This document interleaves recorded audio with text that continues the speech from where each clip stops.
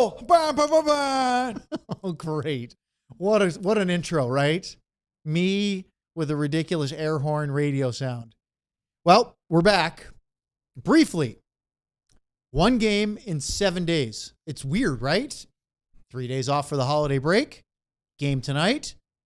3 more days off before they play a back-to-back New Year's Eve, New Year's Day. We'll talk about that and everything else. Stars and Blackhawks for the first time in about a year on DLLS. Listen to this one, motherfucker.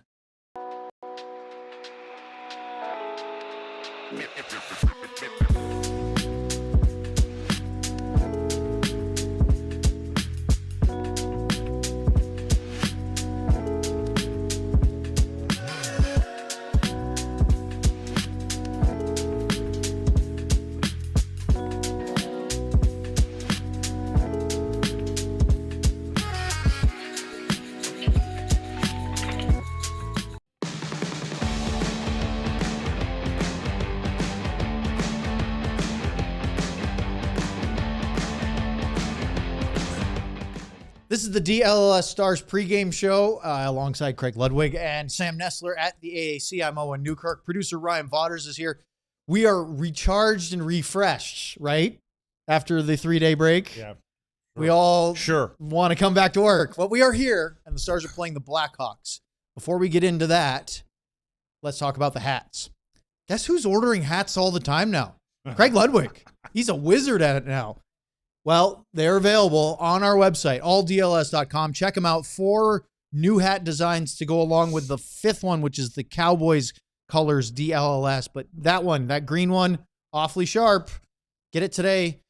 More stories with Luds coming up in, I would say, 15 minutes or so. But let's welcome Sam on. Sam is over at the AAC after the first skate since the Detroit game. Sam, there's some player movement today. The roster freeze is officially done between now until the Olympic break, which will be another roster freeze, but no up and down transactions, but in and out of the lineup. Yeah, I know Owen turned to me as soon as Nathan Bastian skated on the right wing of the 4th line in morning skate.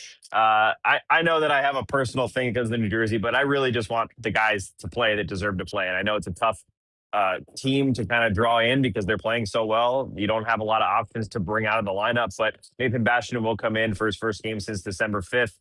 He will play on the right wing of the 4th line with Oscar Beck and Radek Faksa. Colin Blackwell will come out, so Ernie and Blackwell will be the scratches on the forward group. And then on defense, Ilya Lyubushkin is sick. As we say every time this year, or around this time every year, illness going through the team. It's going through the whole league right now. Everybody's missing players because of illness. You got coaches that are sick. You got play-by-play announcers that are sick. As Josh Bogorod told me today, just some good immune system, some emergency, and a little bit of bourbon is all you can really do about this time of year. But Ilya Lyubushkin will be out tonight with an illness. And Boy, he's Kyle looking for any excuse Capobianco, to get that bourbon in, isn't he? Yeah, exactly. Kyle Capobianco will come into the lineup in that place. So Jake Oettinger starts. That's the only changes for the Dallas Stars. Sam, did you find out any more? We were wondering how many guys, because of the break, might have departed straight from Detroit, not flown back to Dallas. It was part of the dad's trip, so that makes it a little different. But did anybody decide to just make their way out elsewhere? Yeah, I was surprised. It was only 2 players. So we knew Jake Oettinger initially had told us that he was going straight to Minnesota from Detroit. His wife and baby were already there. So he did that. And then Wyatt Johnston was the only other one. Wyatt flew right to Toronto for a couple days. So it was only 2. I was a little bit surprised that it wasn't more, but I guess with the dad's trip, with, where players live and stuff like that, it's hard. I know a lot of guys can't even go home. So their dads were there. They brought maybe a sister or someone else came and visited them around here and spent Christmas in whatever it was, 85-degree weather that it was here in Dallas. But funny enough, Wyatt Johnston almost had a Sam Nestler experience in terms of travel. He was talking about he had his flight scheduled for, I think, something like 4:00 on yesterday. And a huge storm came into Toronto. There was a huge storm up north. We got it in New Jersey right after I took off, which never happens. But also Wyatt decided, you know what? I'm not going to do this. I'm going to move my flight up. He ended up leaving at 7 a.m. yesterday, and a bunch of the flights, his and a bunch of the other ones, got delayed. Some were getting canceled. Some people were having to drive to different places like Buffalo to get out of the out of that area. So a lot of chaos. I asked him, he didn't know the answer. I said, what would happen if you weren't able to get here? What do they do? Do they find a way to get you here? Do you have to get a car and get out of there? I'm sure Luds has probably experienced that, but Wyatt said, you know what? For now, I'm happy that I don't have to worry about that. So all the boys are here tonight. All the more reason why over the last, let's call it 15 years of NHL, AHL in Texas, I didn't bother with airports because it's too many things could go wrong. You only have 2 or 3 days off. What's interesting, Sam, is that because of the dad's trip, I asked Jake this morning, Jake Oettinger, he loved the home game, road game, because he said it allowed his dad to play a couple rounds of golf with him because of the weather here. Because obviously they're not doing that in Minnesota right now. But he also brought up an interesting point that I didn't think of. He said for the European-based players, having the home game right before Christmas and the dad's trip allowed their moms and dads to both come. Now, obviously, the moms didn't go on the dad's trip part to Detroit, but they were able to come down here for the game against Toronto and then stay for the Christmas break. So that actually worked out pretty well for the European players. Yeah, I talked to Nils Lundqvist today. He was talking about that. He said his dad was here, his family was here. It was good for them. It's tough. We forget sometimes, like we think about players not being able to see their families a ton that live in California, like Robertson, or live up in Minnesota. And then you think about the guys that families are so far away, Sweden and Switzerland and all these places. It's good when they're able to get a little bit of the family in. So especially when it's such a beautiful weather down here. Well, speaking of Europe, we all know that Lud's one of his favorite players is Kyle Coco Cabana, a.k.a. Capo Bianco. You actually found out he's working on his international language skills. Yeah, I asked him. We have been talking for weeks now. We hear one person say Capo Bianco, and then someone else says Capo Bianco. And I just wanted to ask. I always like to just ask the player, because a lot of times you might even have to ask 3 or 4 times because they're just going to tell you whatever, like Bischel did to us last year, I think, where he just tell me whatever. No, I'm asking you what you would like to be called so I can write it down. And he said it's Capo Bianco was the official pronunciation. See, so Luds was saying it right.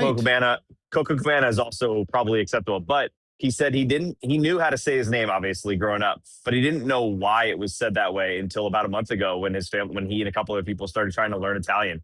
And he's like, you know what? I started to learn about the vowels and I realized that's why it sounds like that. So Italian, I guess, is going to be another language we're starting here in the room. We got Finnish, we got Swedish, I was going to say American English, Czech. We got Canadian English, we got Czech, we got it all going on in there. Well, Sam, some would argue that you barely speak English, but we're totally fine with that. Lastly, Canadian. You couldn't be more impressed, and I agree with the Stars' form over the last month. Yeah, I was looking. I know we talked a ton about the days, but looking at it actually on paper, they've played 16 games in 29 days across 10 different cities. That's crazy to think about. They just made it out of that somewhat healthy, won some games. They're 12-2-2 over that span. That is absurd. That record should be nowhere near that when you're going through all the travel they're going through, the back-to-backs. They're getting some guys back from injury. They don't play a great game here and there. I mean, outside of the couple games, I think Florida and then I can't remember whatever the other one was that was kind of a dud. They've been in every game and they found a way to win so many of them. So it's going to be interesting. The reason I brought it up this morning was I'm really interested to see now. They got 3 days off. They've got a lot of guys healthy. I know there's a little bit of an illness going through the team, but as you said in the open, there's 3 more days coming up now. So realistically, this team should be the healthiest they've ever been now and in New Year's. I'm interested to see if they can take even another step, because as of right now, only one team sits ahead of them in the Colorado Avalanche. So sky's the limit right now for this group. All right, Sam. Next time you see Coco Cabana, ask him if he's going to try to get a Italian passport and play in the Olympics for Team Italy. I'm on it. All right, there you go. Sam Nestler back from New Jersey. I'm sure he cleaned all the stench off of. No, I'm kidding, New Jersey. I'm kidding. I was wondering how far you're going to go with that one. Yeah, I was thinking about. Okay, let's talk about this lineup stuff. Go ahead and show the forward group. Bastian back in. Hasn't played for a while. Early December, he's been the good soldier, healthy scratch. He gets to go in. That means Ernie and Blackwell will be the healthy scratches. But they also made the adjustment last game with Duchesne in the middle with Ben and Ritzgovian with Steele back up top. And they are starting to feel like they like, knock on wood, they try to stay healthy. They like those 3 lines. Yeah, well, they're getting something out of every line, and it just seems like it doesn't matter who you put with who. The key is they're keeping pairs together. You keep the pairs together, and then you're able to find. Gully can find, okay, is it Steele today? Is he going? If not, you can put Ritz up there. He's just bopping people around. I love when you talk about Bastian. Do you realize the shooting percentage? What it is? It's 23%. Woo! Yeah, so I Not mean, bad. What's happens? You score 2 goals on 2 shots. Yeah, so I mean, that's my point. Is like the kid gets in there, and well, I guess not a kid, but he gets in there and he scores goals. He knows what he does. What I like about him, he understands who he is, and he's that good soldier for Gully. He's not. Again, we talked about Brendan Smith from last year, different coach. Handled things differently now. But I think Bastian came in here knowing what his role was. But when he comes in, he's effective. There's going to be rust on him. You guys talked about days off and things like days off coming up. I just wondered because it's a different rhythm now. And so when you get these days off, speaking of days off, Chicago hasn't skated in 4 days. I mean, they haven't been on the ice. Tonight is the first time they're going to be on the ice. Would you like to hear what Gully thinks about days off and coming off of a layoff? It really isn't going to matter what I think because I'm learning with Gully. He'll say what both sides want to hear. Well, here's what Gully said about, this is number 2, Ryan, expectations on the games after a break like the holiday break. A little chaos, yeah. Little chaos, yeah. They're always, I wouldn't say dangerous games. They're always a little chaotic games for both teams, right? Coming off a break. You could see even in our morning skate this morning that, there's going to be rust on both sides. So it's kind of who gets to their game first and who can get feeling good first. Does that track with you? Yeah, but everybody's in the same boat. It's not like this is different, so they're all. Yes, one team had to come. They flew in today, right? They flew in this morning. Yeah, didn't even skate this morning. Yeah, and sometimes that's a good thing where you don't have to worry about certain things. You get to the rink tonight and you put your skates on and you go. So it may be a little choppy on both sides, but just when you look at this Chicago team, I think they're going to be okay tonight. Well, I'm talking about the Dallas Stars. The Chicago team has. If you think the Stars are trying to shake off an overtime loss to Detroit, their first non-win in their last 5. It's not going so great for the Blackhawks. And I don't know what changed because it wasn't the injury to Connor Bedard. Because, yes, they have lost 5 games since he was injured. They lost the game he got hurt in, too. So it's 6 in a row. But that's not the issue. So think about this. Chicago started the year 10-5-4. Above what everybody was expecting. They were in a playoff spot. They 63% on the point percentage. Since November 20th, you ready for this? 3-12-2. A 23.5 point percentage over the last 17 games. They have fallen off a cliff, and Bedard was still racking up points even during the first half of that slump.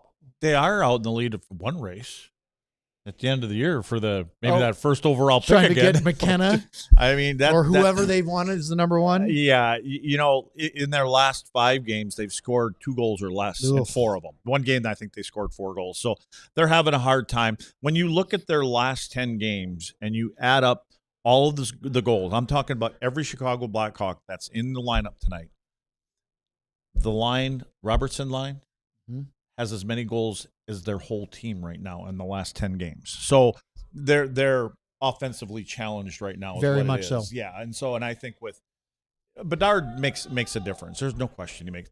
What's the other kid's name? Nazar. Frank Nazar's out as well. Nazar's out of the lineup. He makes a bit of a difference. He does. But there's no question that when Bedard is on the ice, he grabs a lot of attention from the opponent. So that hole is there for him. Ryan, let's take a look at the defense for the Stars because Kyle Capobianco, as we were talking about earlier, is going to play. Ilya Lyubushkin has an illness. Nils Lundqvist missed the last game coming off of said illness. He's back in, and this is how we saw the pairs at morning skate today. I mean, it's just the same old, same old. It doesn't seem to matter what pieces go in and come out, and really for the partners, the constant is always the top pair and Essa and Miro. I mean, they do the load of the work anyways. They play half the game, and I think we're hoping Thomas's game is going to get going in that direction. Well, I talked to Thomas this morning. Did you? I'm glad you brought that up. Did you ask him about the game a couple games ago, and then the next game? I asked him about a couple of games. Okay. One of the things I asked him was, how is he feeling right now? And Thomas is very dry. He's got a great sense of humor, but he's kind of quiet and then looks for that wit or something. And he kind of looked at me and said, "What do you mean? How am I feeling?" And I had to kind of explain, like, well, I know you were dealing with something. And he immediately insisted if it was a playoff game, he would have played through whatever he was dealing with, but realized that things weren't doing well. And he said he was also very frustrated with his game. He said it wasn't just about how he felt physically, but he wasn't happy with how he was playing. Now, I said, look, we've kind of made the connection with, like I talked about with Robo last year. He probably shouldn't have started the year playing. He wasn't healthy and ready to go, but he tried to anyway. He was stubborn about that. Well, Harley kind of agreed. He said, yeah, I'm feeling much better now. Meaning he's sort of quietly suggesting that he wasn't feeling as great. And I think that does affect his. But Luds, even for a guy as supremely confident as Thomas Harley, if some things aren't going your way, it can erode at that psyche. Yeah, I think young players, and I know Thomas been in the league for, a couple, 2-3 years now, whatever it may be, but I don't know if you consider him young, but I think young guys just expect that and they don't understand when things aren't going well, you can pull back a little bit. Just get back to some of the basics where you're moving the puck here for a defenseman and your position is correct, and then your confidence will come, and then you'll feel that you take the next step instead of trying to. When a play breaks down for you, you give away. We remember the Matthews play. When those kind of things happen, you don't try to go out and make up for it on the next play, and then if it goes bad because again, now you're over trying. Well, then what happens is it kind of snowballs that way. And the other side of that is, and it's not going to happen to Harley, it's not going to happen to Essa and Merrill, but when coaches see that they can't gather themselves back in, they sit down. They'll miss a couple shifts. Just let them get his win. But when a player makes a mistake, especially a young player makes a mistake, and then he goes out and his shift might be 10 seconds early or shorter. It's a pass here, it's a pass there, and he comes off and changes. Then he does the same thing the next time. Coaches go, okay, he's back. You stack a couple together. He settled himself down and he's in. But when they continue to press, and things aren't going well, then you get a little concerned. How important was it that he had a good game against Detroit after a really rough game against Toronto? Well, he's kind of bounced back and forth, right? I mean, he had a good game, then he had a poor game, then he had a good game. So I think it was a good time.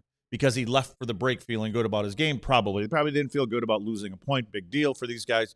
But I think that as a group, I don't think you can really fault a lot of the players against that Detroit game because they played a pretty good game. It was a good hockey game. It was. So I think they can all leave with a good mindset, and then they can come back with that same. I actually think Stars Red Wings playoff series this year would be fascinating. Now, I understand that in order for that to happen, it'd have to be the Stanley Cup final. That'd be a good problem. I'd be fine with that. But I just think in general, the way that those two teams played, if you gave me 6 or 7 games of that hockey, there's some tempo to those games because they play similar. They like to get up and go. They like to, play high octane and a couple extra passes here and there. It's exciting. Yeah, sign me up for that. All right, up next, Gully had an interesting answer to a question I asked him this morning, and that led to a whole thing.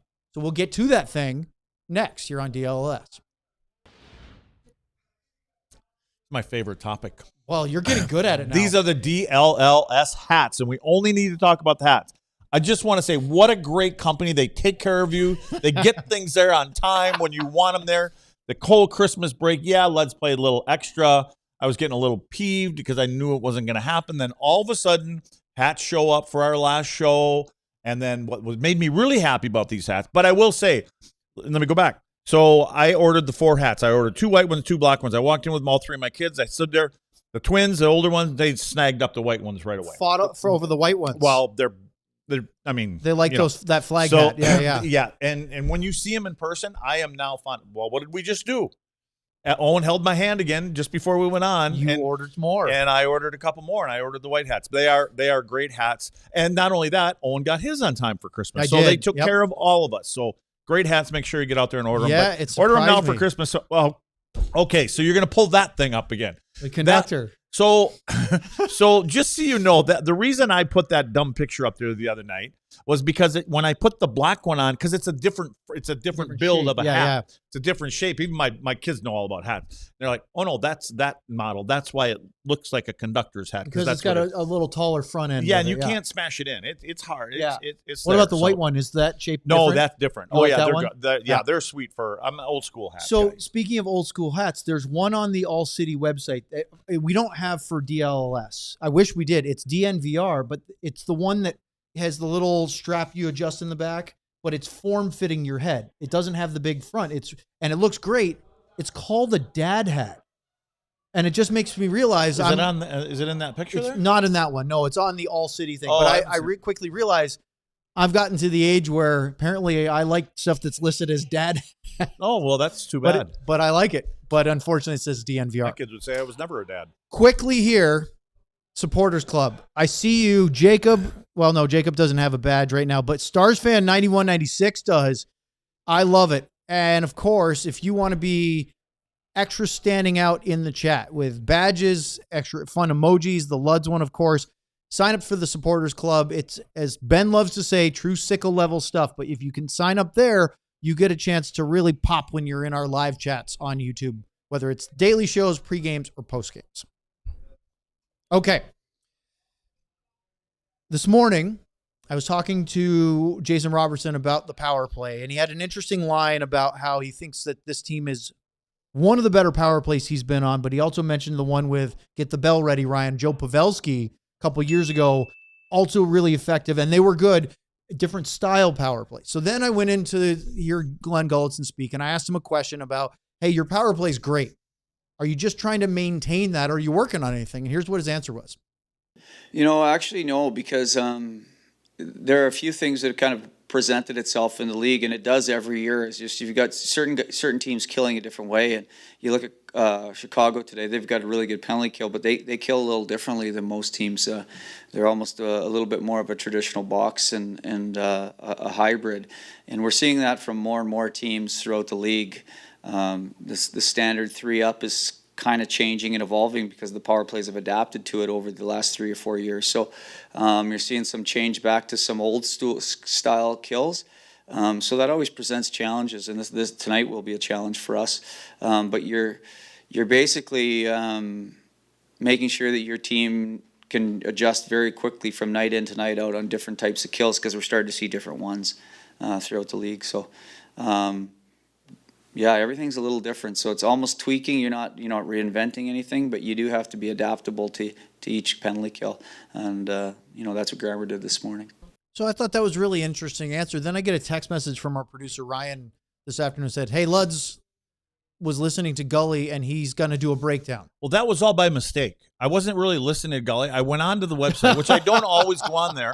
And I went on there because you guys were texting something about the 30th, the day of the 30th, a day on, day off. I don't know what the hell you were talking about. So I thought, I'm going to go see if there's a game that night because I don't know what the hell. But I hit the first page and then Gully started talking. So I don't, and then I heard, and that's what I heard. And I'm listening to that and I'm going, if you're Chicago against this power play for the Dallas Stars, it'd be ludicrous for you to play just a traditional box. It's kind of what we started with, but there was different things that you threw in there. And Gully's right. You got to change things.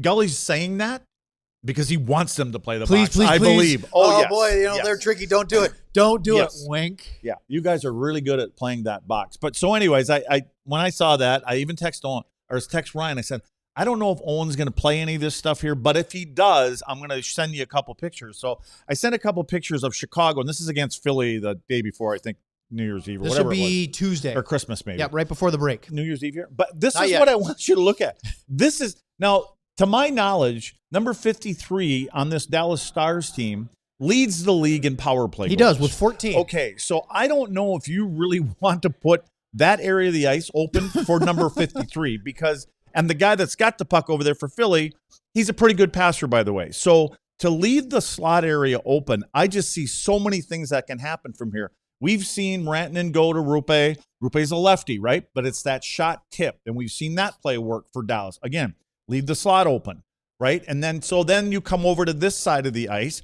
This is the area that I just think Dallas is probably most dangerous in here. Not only they're dangerous all over the ice. So, and by the way, that number 21 is on this side of the ice. Now, here's a right-handed shot, but Robo's left. But if Robo comes from here and he's got this much time and space, he's going to put it up there. Or Wyatt slides down to the goal line.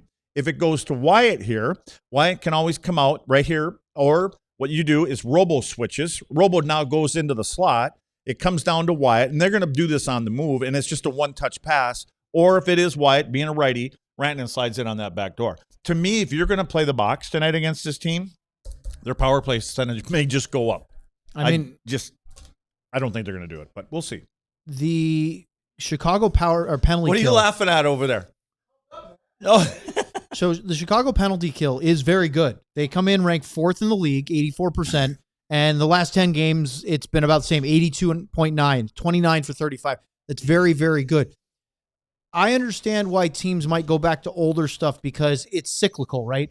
If a team in the past, long time ago, is playing power play and just doing an umbrella, working the perimeter, and you play the box, that might work. But then they change to attack the box, and then they switch and play like that 1-3-1 and try to sort of break up the middle seams.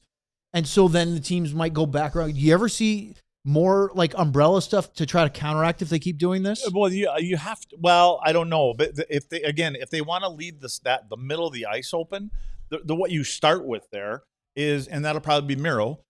Pucks start going to the net. You shoot the puck, and then you gather rebounds and you get second and third chances. And so what's going to happen is coaches are going to say, "Listen, we can't let them shoot there." So now all of a sudden it's going to, they're going to have to tilt that box a little bit. But I hope they do this because I want to see what these guys do against it. But now the other thing about that, when you do play a box like that, as long as everybody moves at the same time, in other words, the old rope tied to your hip analogy. So when the first guy goes, the second, third, and fourth guy all go at the same time. So you kind of move in rhythm. You can take some time and space away. But Chicago's got and they've watched tape. They know this and they've heard about them anyways, how good this team can pass the puck around. They don't need a lot of time and space to make these little plays. And they've got snipers out there. So, I mean, is Chicago going to tilt their game and say, listen, we're not putting ourselves in trouble tonight. We're not heading to the box as much as we normally, and they don't go a ton there anyways. Well, let's talk about a couple things. First, schedule. I asked Gully, what are you guys going to do with yourselves? You have one game over 7 days. They just played, Sam just talked about, in 29 days, they played 16 games. They won 12. They were 12-2-2 during that span. They have 3 days off. They have a game today. They don't play again until New Year's Eve on Wednesday. Gully? Yeah, we're totally out of rhythm. So, I've been thinking that on my plane ride back yesterday is just how I'm going to have to make a practice. So, I was looking at that. So just kind of trying to build it up. And I think our game plan is we're just going to try to build them up. You bring them off 3 days. You got to get through this game, and hopefully you get 2 points, and then you go into your practice and try to build them back up slowly so that they can get back in a rhythm. And how you do that is, is anybody's guess, but that's what's consuming us. This is always one of the games when, as a team, you don't want to. How do I phrase this? You do not want to soil the bed tonight, because if you put one of those kind of efforts out there, and there are a couple extra days, and practice tomorrow is scheduled. They haven't had any hard practice, so they could combine that with. So you guys think you can just go out and show up and you're going to win the hockey game? I don't know if they're at that point there because they've had such a good year, but what they'll want to do in there is there's some things they want to work on. They may take 4 or 5 minutes, 6 minutes with maybe 2-3 things, and power play, penalty kill, whatever it may be, or forecheck, and just put a little things and kind of button things up a little bit. Be interesting to see what they do over the next few days, but they have to get through this one first. Take a look at the lineup for the Blackhawks as we expect tonight. There were some suggested changes. So let's see. I'm just looking at their reporters tweeting these out. Yeah, it looks pretty close. So mine is a little off because Colton Dock is playing on the right wing of the third line with Moore and Green. And then they have Toninato, Lafferty, and Lardis playing on the fourth line. So Nick Lardis will actually exchange with Colton Dock. But other than that, Luds with the injuries. Nick Foligno's still out. He has a chance at playing tomorrow. They play at home against Pittsburgh tomorrow. Obviously, Bedard and Nazar, their forward group's taking a hit because of it. Yeah, as I said, they're offensively challenged. I mean, It's a team that's got to get good goaltending, and they got to play well with structure. And then their defense. Yeah, a little more of the same. I mean, Connor Murphy's a tough, hard-nosed player. Vlasic, Crevier, Kaiser, all young defensemen. We know who Matt Grzelcyk is from his years with the Bruins. And then Spencer Knight in net. It looks like Soderblom is actually going to start. We had Knight as the anticipated starter, but Soderblom is going to play tonight. He doesn't have a huge history against the Stars, but he's played 3 times or 2 starts. He's 0-2 with a goals against of 4. That's part of the team in front of him. But, Luds, I want to talk about the schedule for a minute because I asked Gully about one game in 7 days. And it's weird because the Stars have a back-to-back on New Year's Eve and New Year's Day. We've talked about this on the show the other day. They're playing at home against Buffalo, and then they're in Chicago because the Stars and Blackhawks have not played for 363 days. Almost a full calendar year. They played 4 times in the first 3 months of last season. And from January on, nothing. Now we're going to see them twice in less than 6 days. But if you think the Stars with the back-to-back on New Year's Eve, New Year's Day is tough, Chicago, and Luds brought this up to me last week, 6 games in 9 days. They play the Stars twice. They play Stars tonight, home against Pittsburgh tomorrow, then 2 days later against the Islanders. Then they play Dallas. They go to Washington, back home to play Vegas. 6 and 9 after the holiday break seems like a torture. It's not going to get any better soon for them. I just think that until they get, all their healthy bodies back and some guys elevate their game a little bit, they're looking pretty good for that lottery pick. There you have it. So tough one for them, but Luds, as you said, if the Stars don't come out and do the game, the result they need to take care of business, there's going to be some questions to be asked. Yeah, and they would be hoping, tonight that maybe Dallas is at home and they're, we're here, and so you may get a special effort out of Soderblom. Maybe the goaltender stands on his. He hasn't done it yet this year, but maybe he has one of those kind of games, and then you get somebody else on your third or fourth line that steps up and they chip in 2-3 goals, and you get a good performance from your goaltender, and they surprise them. But I don't foresee that happening tonight. All right, Jake Oettinger going for his league-leading 17th win of the season. We'll see how everything happens. With my mom again? I didn't get to see my mom. Would you like to? I would love to. All right, well, post-game's coming up. Luds and I will be here in our little closet, which is warm tonight. There's my mother. I wonder where she gets that from. We'll see you afterwards. Thanks for joining us here on the DLS Pregame Show.